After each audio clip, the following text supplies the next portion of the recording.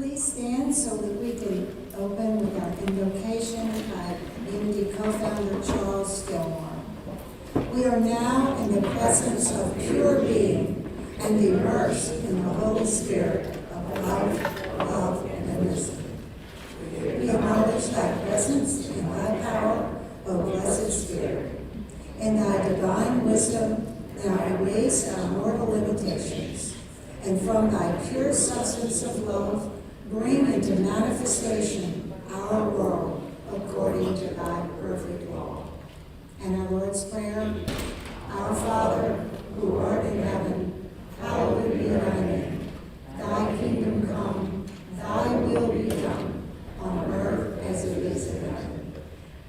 us this day our daily bread, and forgive us our trespasses, as we forgive those who trespass against us.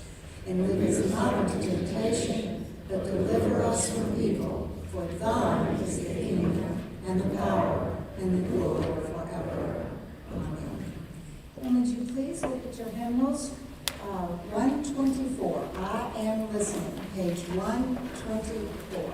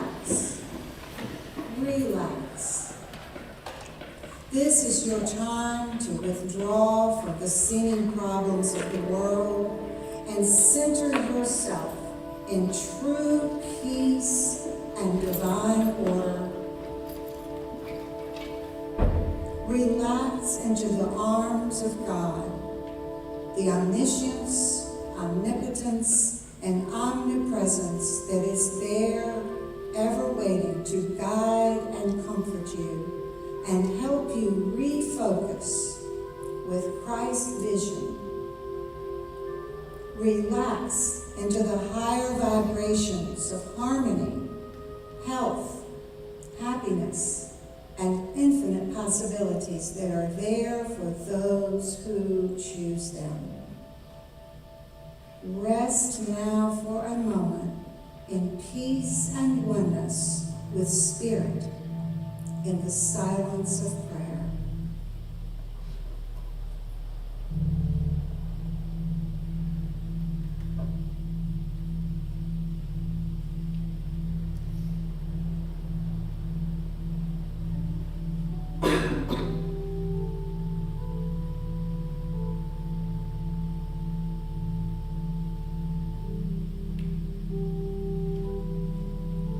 Dear God, we come to you today and we ask you to relieve the tension in our minds and bodies and give us your peace. We pray that you will take away our stress and help us regain the natural harmony of the universe. We pray that you will give us a vision of the infinite possibilities that are available to us. Please strengthen our hope and our faith and renew our spirit. And help us to remember to turn to you for guidance and answers, as we do now, as we rest for a moment in the silence of prayer.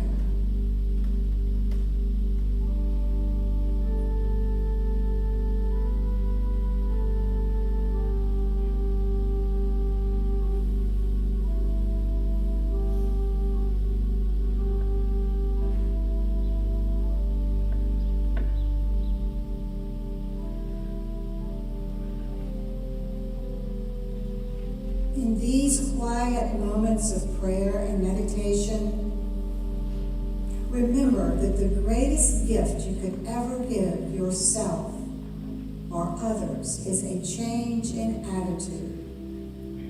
As we move beyond the Easter season, let us remember that we have resurrected from our former selves. Let us then do things differently. Let us think differently. Let us remember that instead of letting things get us down, maybe the negative words or actions of others, the news of doom and gloom, the limited perspective of others, our seeming lack of finances, maybe an illness of our own or a loved one, let us remember when everything seems dark that there is always hope and that God's omniscience will guide us when we let go and let God. There is no human being anywhere who does not have some problems which he or she is working on, but not one of these people is alone. God is always there. This is God's world. They need only release themselves into God's peace and wisdom. Often things will get us down if we let them, but we always have a choice. Are we going to think about the problem or think about God? The problem often seems to stare us in the face. We think about it, we dwell on it, we replay it and magnify it. We often become paralyzed by it and afraid to move in any direction. When we view the problem in our human minds, we view it through our human microscope. Then it seems huge, overpowering, overwhelming, even impossible to solve. But know that God is bigger than any problem. Instead of thinking about the problem, remember. Instead of magnifying problems, see them as molehills and not mountain-sized obstacles. Remember that God is bigger than any molehill or mountain. God's omniscience and omnipotence will stand against and guide you to safety. We only need to let go and let God. Simply think about God instead of the problem. If we will use our wisdom, we will turn away from the problem and think about God. Then the divine answers flood our being. Light fills the darkness and our own minds begin to relax. New ideas race in as we plug into God's recharge.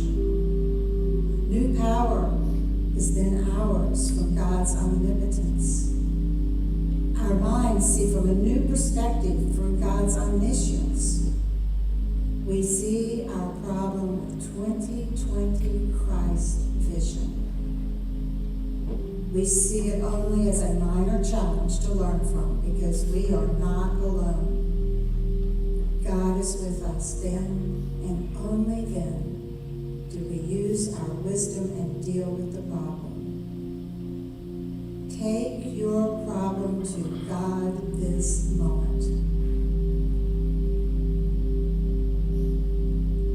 Too many people try to deal with problems from their humanness.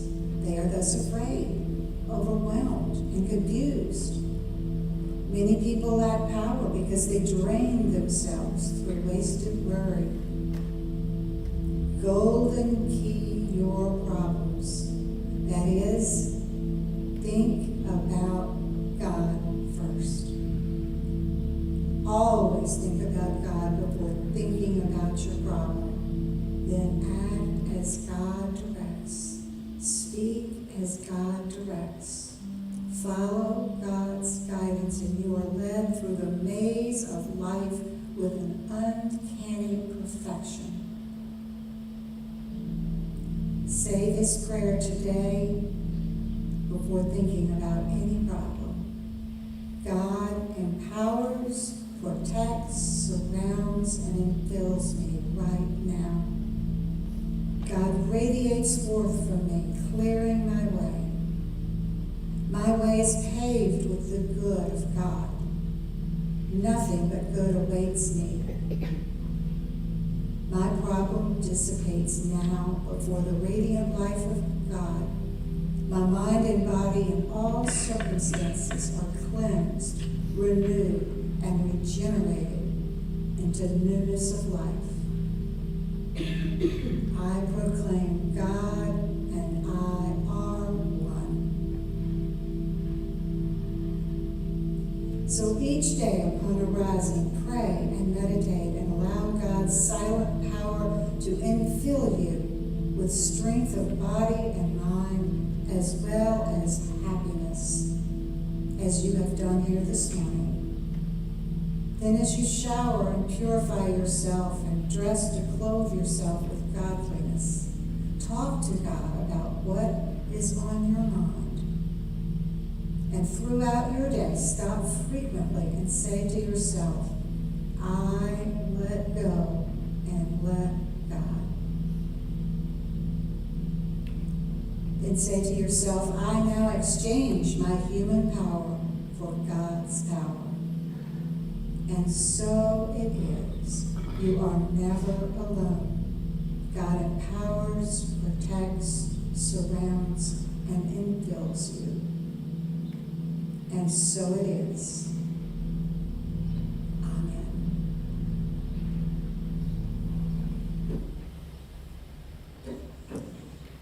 Will you please stand and sing hymn 123, Holy Night, Ignite Each Heart.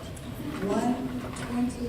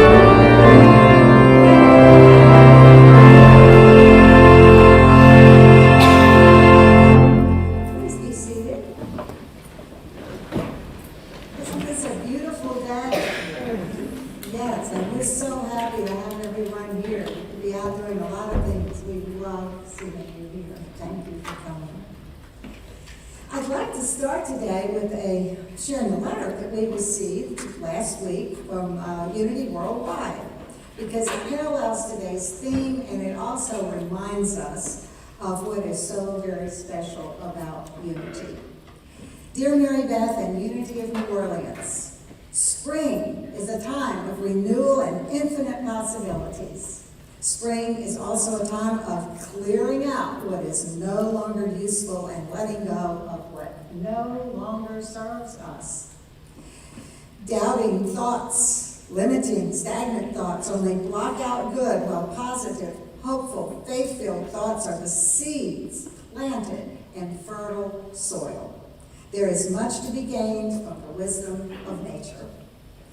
As we celebrate Easter at this time of year, we can draw on the wisdom of Unity co-founder Charles Fillmore, who said, and I quote here, their quote, deny that lack has any place or reality in your thoughts or your affairs, and affirm plenty as the only appearance. Praise what you have, be it ever so little, and insist that it is constantly growing larger. Cross out the negative and release it to create space for new growth. Thus, we begin to thrive. The letter goes on, but I just wanted to share that part with you. So what does all that really mean to us? And how can we go about this learning to thrive in our lives? We all want to thrive in our lives. How do we do that? Well, for the last 7 weeks, we've been talking about Lent and Easter. Lent was a time of going inward and getting quiet, letting go of all of the things we realized were not working in our lives. After that, there was Easter, a time of complete resurrection from our old self. In nature, we see, of course, the bears are coming out of their hibernation and flowers are germinating everywhere. The sun is shining longer and stronger, as we all, I'm sure, appreciate now. Like Unity's letter said, nature can teach us a lot because that is reflecting what we can be doing. In the spring, there's just this full arraignment, which we certainly see in New Orleans, of beautiful colors everywhere and movement everywhere. Life comes out of its tomb around Easter time, all of life. And we can too resurrect from our former selves. We can leave our cocoon, so to speak, and fly away as butterflies, as new, more evolved beings. Another year wiser, another year more enlightened, another year more ready to enjoy all that life has to offer. Every day, every minute. Nature's bursting forth and resurrecting, and the point is, so can we. We can resurrect into a whole new level of life, a whole new level of harmony, health, and happiness. Maybe we start overcoming some of our tendencies to be negative or to feel hopeless or to respond in old ways that do nothing but cause us suffering. Maybe we use our wisdom and we remain positive no matter what, and thus enjoy more energy, better health, more peace. There are just infinite possibilities to manifest a higher level of existence. We just get into a whole higher vibratory rate, which attracts to us other things and other people that are also vibrating on that level. So our life is improving constantly. After rereading the Bible a couple of years ago, cover to cover, I rediscovered firsthand how the Bible is a veritable blueprint for this resurrecting, teaching us how to resurrect and how to master life. Read literally, the Bible serves as an excellent moral lesson. The stories teach us how to be virtuous people, good people. I've said before that, to me, on a spiritual ladder, say, of 1 to 10, just so I could wrap my head around it, say 1 to 10, mastering morality is mastering the first 3 rungs of the ladder. These first three rungs of the ladder are absolutely essential foundations for any spiritual path. And I think all religions do a pretty good job of that. We can't climb to these higher rungs unless we first go up the first three. Or we're taking what's known as a spiritual bypass, and nothing much good comes of that. Never works. But the Bible is so much more than just a moral lesson. And it goes so much deeper than just telling us how to be good people. That's the foundation, the sine qua non. But there's so much more for us.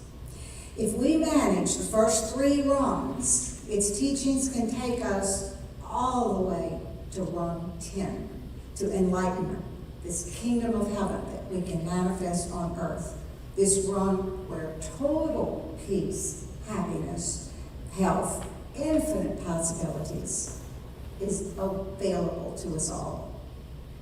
Learning about the spiritual tools, learning about them, and understanding them is essential. But to reach rung 10, we need to use them. That's mastery. And at that level, we resonate with our inner divinity. And that's when everything starts being amazing, miraculous.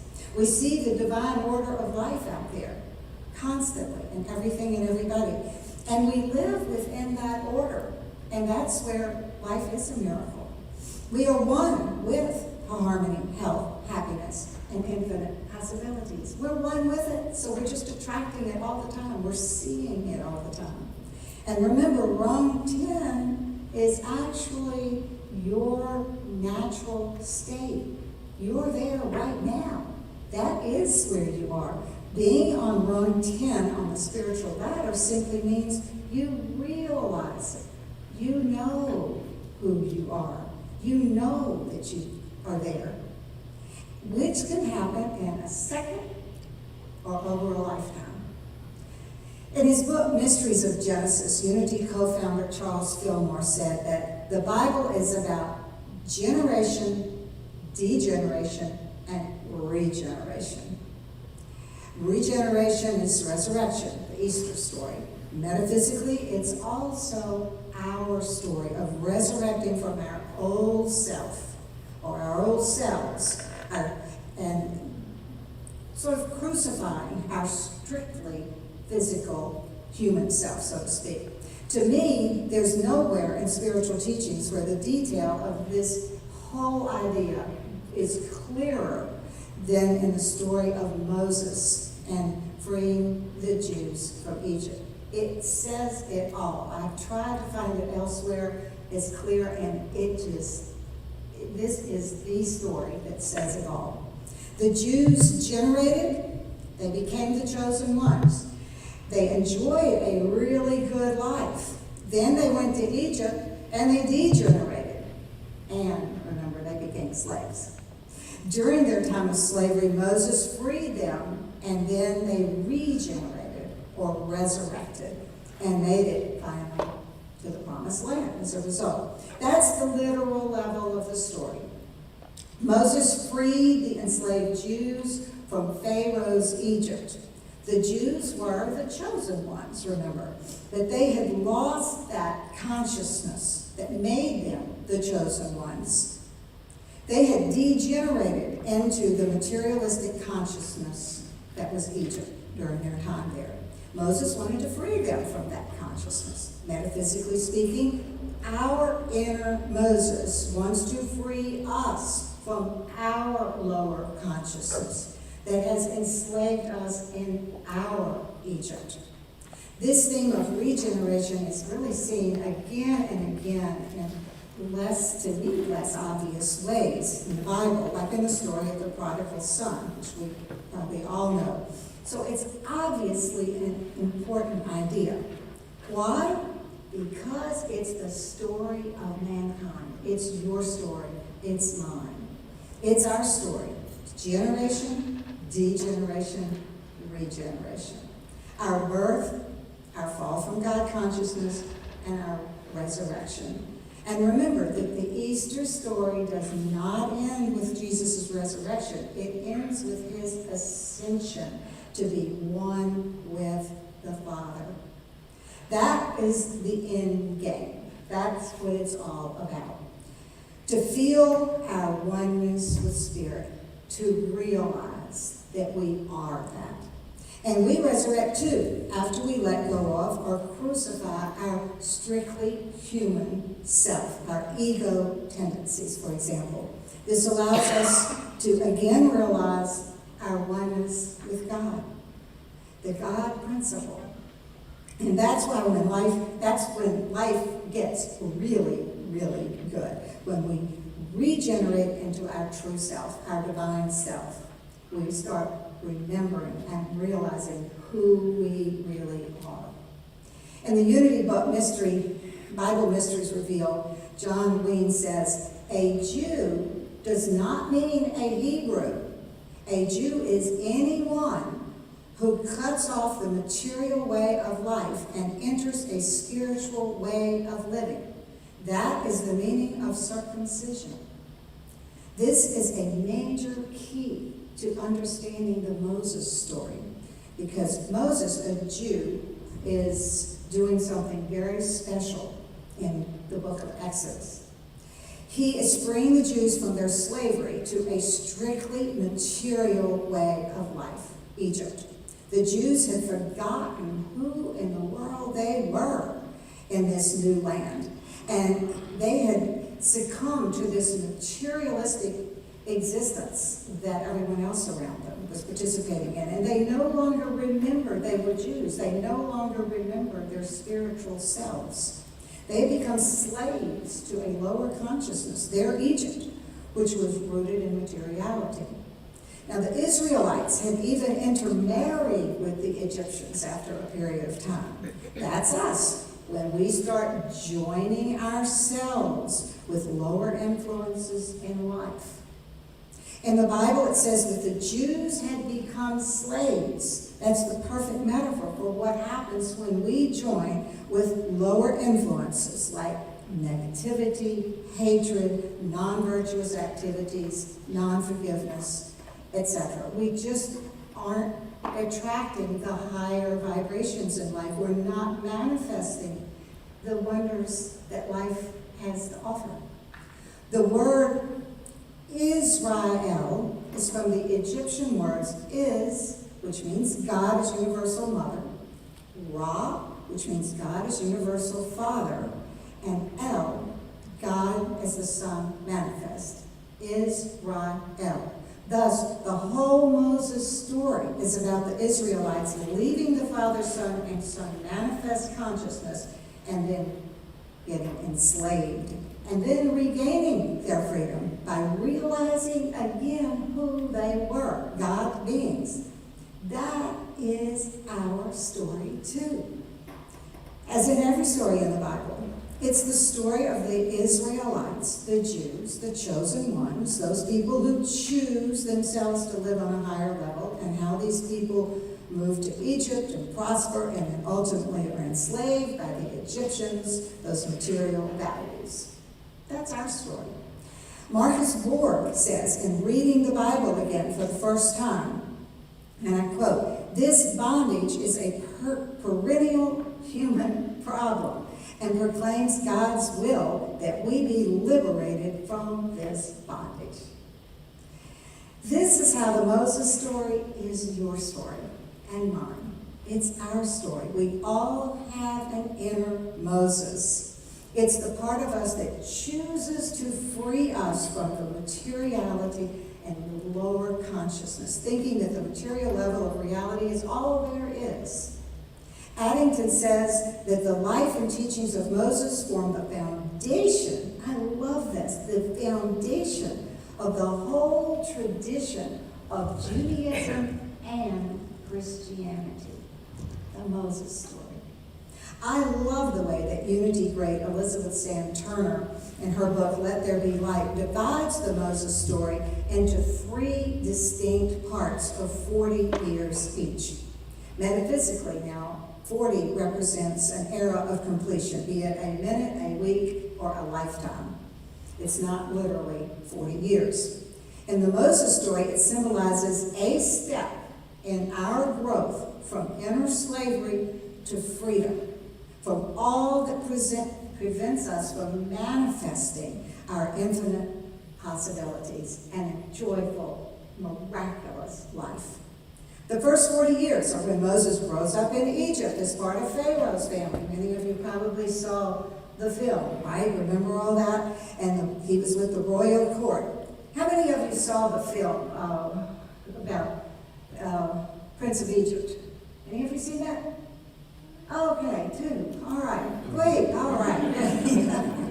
Well, I'm glad I'm telling you a few more details then. He thus, having grown up with Pharaoh and the royal family in Egypt, he had a superior education and upbringing, which Turner says was very important because that was the cornerstone of his life, those first 3 rungs of the ladder, his basic values and morality. To me, that upbringing represents those first 3 rungs of the ladder, which is mainly virtue, which provides the possibility then to ascend to the higher rungs. Now, the second 40-year era begins when Jesus killed an Egyptian foreman who was abusing a Jewish worker. At that point, Moses had to flee from Egypt, and he went into the desert. He married, he worked as a sheep herder for a long time for the priest Jethro, who was his father-in-law.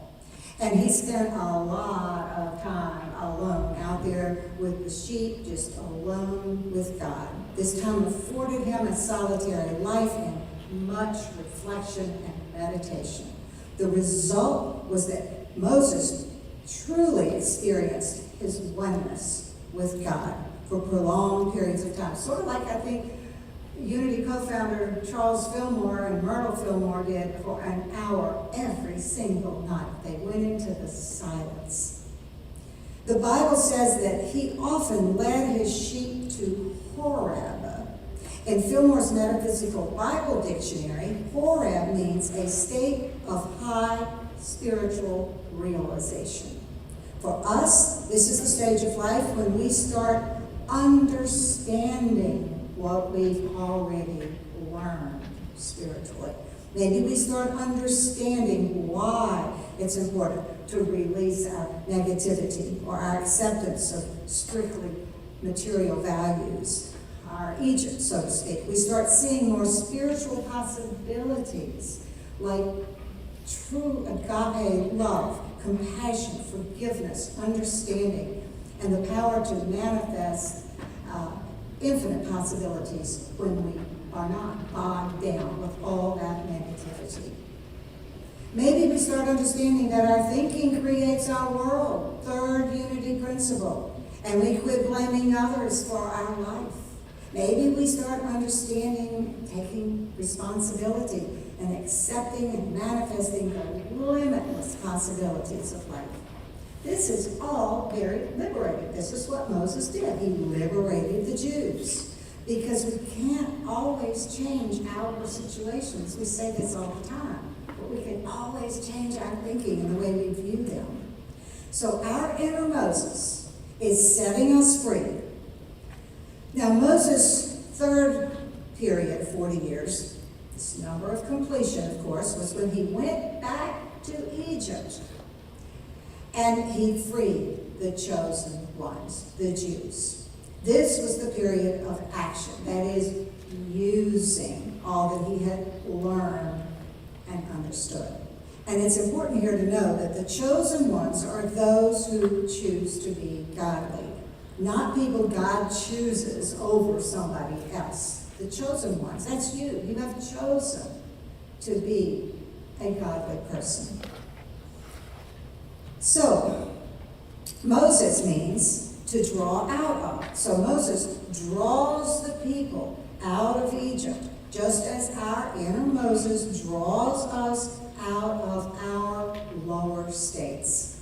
At first, Moses hesitates to obey the will of God, as we often do too. Maybe we doubt ourselves. In Moses' case, he lacked confidence because Moses stuttered. I don't know if you remember that in the Bible. He stuttered so much that he doubted that he could convince anybody of anything, much less the Jews, to leave Egypt.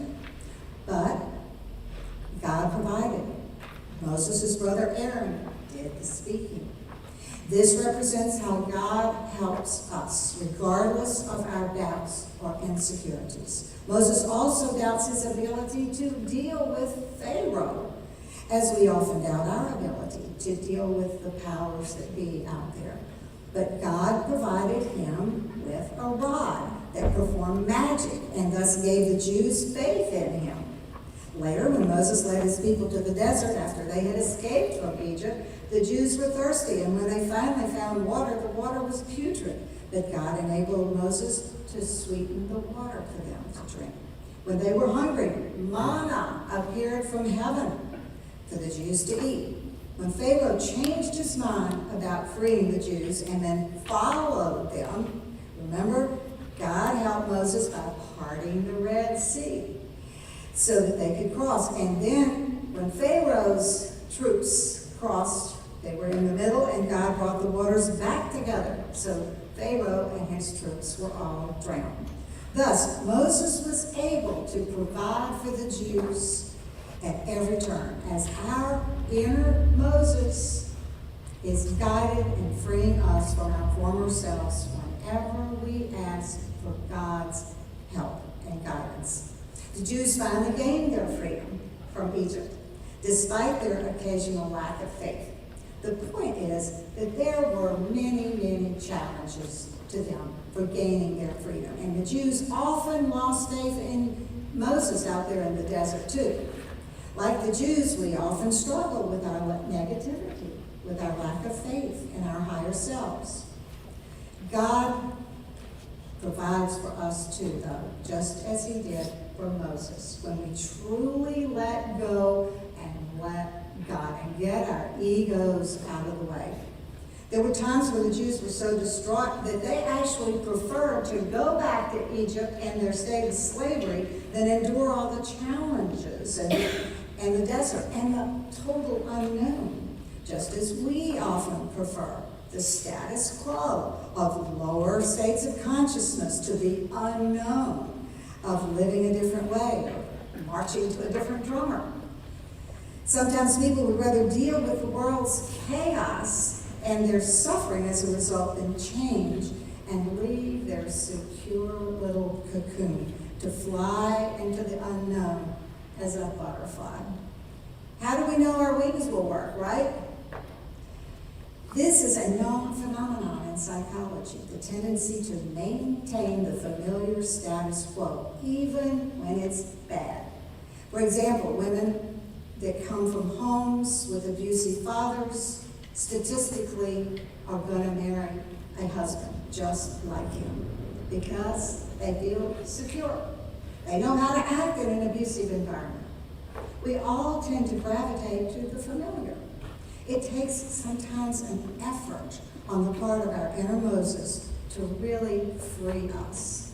But God provided at every turn for Moses. That's the point of the whole story in the Bible. And his people's needs were met.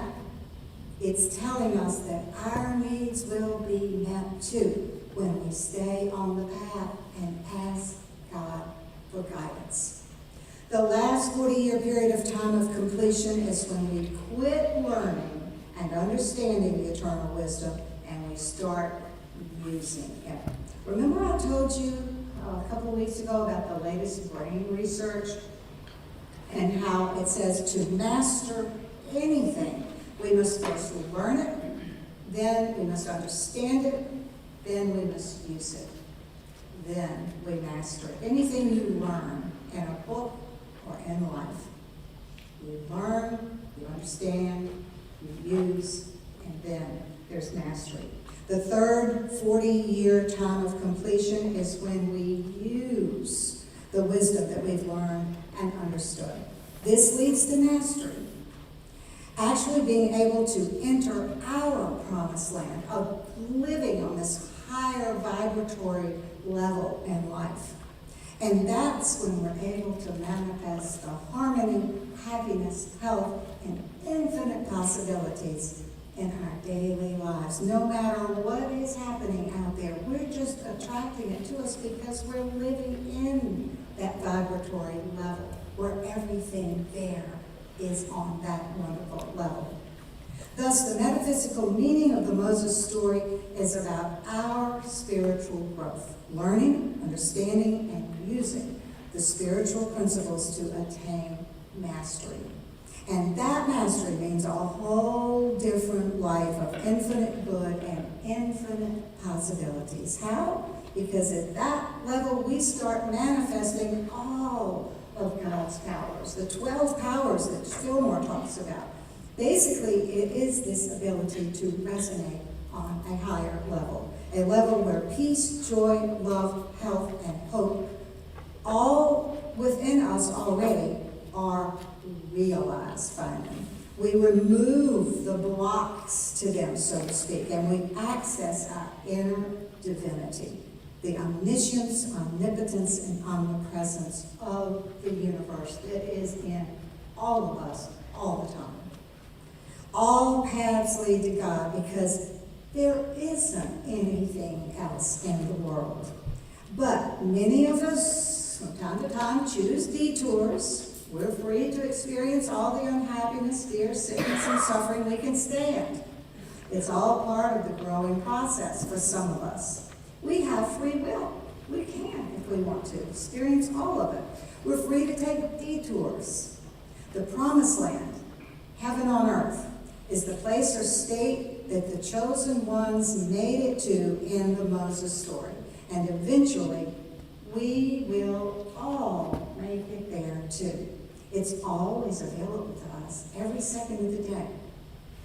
It doesn't mean, though, that the second we make the decision that we're there, there's a time of learning and understanding and using the eternal wisdom to gain the mastery of that understanding. But it is always available.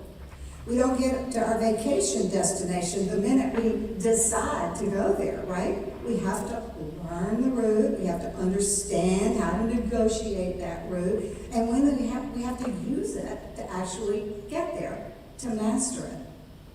You are all virtuous people. You would not be here if you weren't.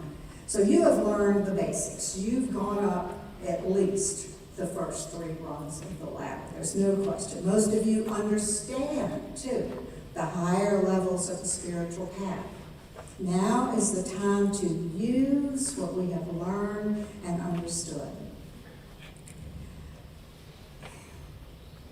Unity attracts smart people. You're all smart people. You all have learned it. You all understand it. Now is the time of the year to really start using all of these tools so that you can truly master them. 1, make sure you know the importance of being the good, honest, virtuous people, as the first 40 years of Moses' life and education represent. Secondly, as Moses did during the second 40 years, go within, commune with God, commit to your higher self, meditate, pray. Try to truly understand the importance of developing kindness, compassion, understanding, and love. Truly understanding how it's best for you. That's a step higher than just being virtuous. Meditate on your joy, peace, health, and infinite possibilities. Then 3, as in Moses' third 40 years, use what you have learned and understood. Instead of just reacting in old, programmed, negative, materialistic ways, work on using what you know and understand to respond from a higher place, a place of compassion, forgiveness, for example. Forgive them, for they truly know not what they do, or they wouldn't have done it. Try understanding and forgiving someone by having compassion for them, or as the Course of Miracles says, really seeing them differently, seeing the situation differently. Forgive them in your heart, even if you don't want to be their friend. I'm sure you can come up with many, many ways in your life to use your spiritual wisdom. And in due time, mastery will follow, just as it does in school. Learn, understand, use, then mastery. And that's when harmony, happiness, health, and seeing life's infinite possibilities becomes absolutely normal every day. We were just talking about the Sunday school teacher, Susan. Someone was asking her, well, what do you do for fun? And she said, everything in life is fun. Every minute is fun. And I was just thinking, right, when you're in that vibratory rate, you don't have to run off to some fun park. Everything is fun. Everybody is interesting. We realize at that level that the whole universe is ours because we realize we are one with it. We are that universe. Ye are gods, as the Bible says. And remember, too, that life does have its ebbs and flows, normal ups and downs, just like what the chosen ones dealt with during their time of doubt and negativity in the desert. We all get down sometimes, but we need not lose faith or give up during those times. There are even times when we can learn about how to change our thinking, for example, and be much more ready the next time the same thing happens. And we can flow a little easier through those hard times. It's all part of life. As the winter precedes spring and the dark of night precedes daybreak, we are all programmed in ways where certain things trigger us and we feel down at times. And we may never know why. You could spend millions of dollars in psychotherapy and never figure it out. But we can remember, this too will pass. And eventually, what formerly seemed like dark times will just be opportunities to grow in the future. And at those down moments, just remember to let go and let God, because you are always safe and secure. Take a deep breath. Stop. Go inside to your inner cathedral and rest and pray and meditate. All is in divine order. And your well-being is truly a thought away. You only need to remember that and let the blocks to that thought die in the tomb.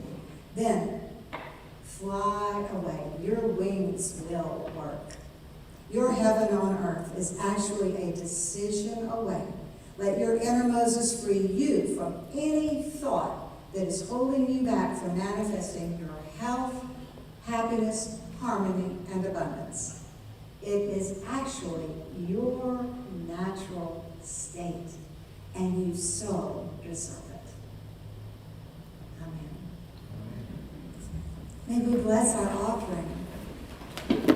Divine love flowing through me blesses and multiplies all that I have, all that I give, and all that I receive. Divine love flowing through me blesses and multiplies all that I have, all that I give, and all that I receive. Divine love flowing through me blesses and multiplies all that I have, all that I give, and all that I receive. In the name of the Father, in the name of the Son, in the name of the Holy Ghost. Amen.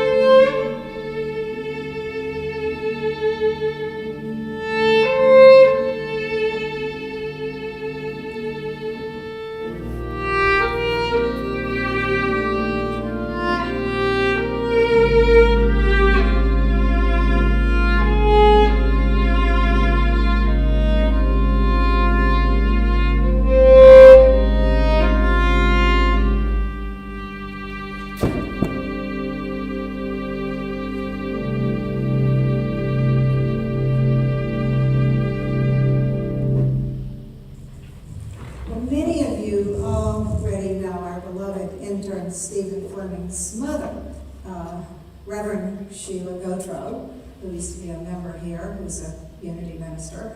But hardly any of you know his partner of 9 years, who I would introduce you to today. Claudia, would you come up here? Claudia Olmos. I hope I'm pronouncing it right. I tried to practice a little with Claudia.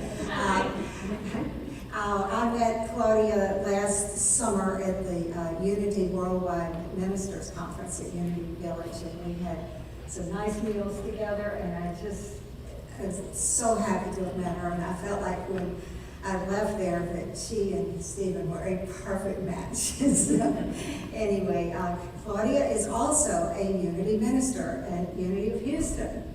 So Stephen is surrounded by Unity ministers.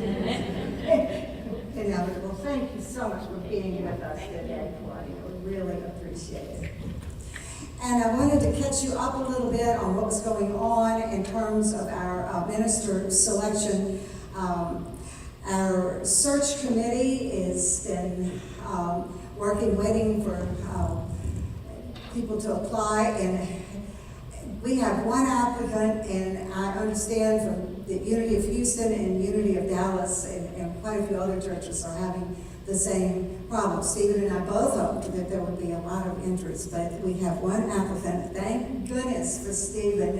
He is a wonderful speaker, intern, friend, teacher, everything, and I'm just so happy that he has applied and has said that if he is selected, that he would select us, because there are a lot of other places he could go, including Unity of Houston, the one that's looking for a minister, because Stephen lives in Houston. Next week, what's going to happen is today, the search committee, who is, and would you all stand up, Dr. Lindia Jones, who's the board liaison, Dr. Holly Rowe, Jeanette Bell, Carlos Prieto, Richard Bond, and Don Fern. Would you all stand up? This is our search committee, and they are going to be meeting with Stephen afterwards. They went, you go sit down now, thank you so much. They went through the resume, and they've been working on this, and after church today, they will formally be interviewing Stephen. Thank you for waiting around, Claudia. Appreciate it. And then next week, the members will vote. In this case, it'll be yes or no, and you all will then pass in your votes, and the board, according to the Unity bylaws, the board actually chooses the minister, but of course, we're going to choose based on your votes and so forth. So that's what's going on with that. And I believe you had something that you were going to explain to them, Stephen. Thank you. Thank you very much, Beth. I just wanted to basically talk about our recent class that we had, Healing and Wholeness. And so it was a wonderful class. And so we're going to be having more SEE classes. This whole process as far as selection, I'm going to let that take care of itself. But at the same time, I got things to do, I got things to look at, classes to teach. So, while I'm in the running, I'm just going to be going in that mode. So there is going to be another class, another SEE class, that's going to be in June. But before I get into that, I would like to invite Carlos and Sonia to come up here and just share their experience in these past 3 weeks in SEE. So, there are more members as well, more people that attended. We had about 10 people. But at the same time, just to give you a better understanding and idea and how you can benefit from spiritual education and enrichment. So, is that your question? Sure. Good morning. Good morning. Thank you. For me, the course was very insightful. I described it as a journey. We came in the first week, it was 3 weeks, we came in the first week, and we started off, I was reminded that I was a child of God. And my thoughts create my reality. Then we went on to discuss fears and how fears show up in my body, and how I experience fears, but also we discussed ways of overcoming fears. And meditation was one of the things. And we also had fear, what was it? Yeah, some ways to move through the fears. And going into the class, I was unpacking a particular thing in my life, and I was applying the teachings to the one particular thing. The last class, we went over being grateful for the things we have. And I came to realize that, okay, I was applying things, and that particular situation was getting better, but I was only applying the teachings to that one situation. But in the last class, someone asked a question, and Stephen proceeded to teach and explain things and reiterate some of the teachings, and I realized that aha moment. That, and it's something I knew, that these teachings can be used across my life in everything that I'm going through and experiencing. So for me, the class was very enlightening, and I learned a lot from the class. And I will be attending the next class. That's all. So it was a great experience for me. Thank you so much.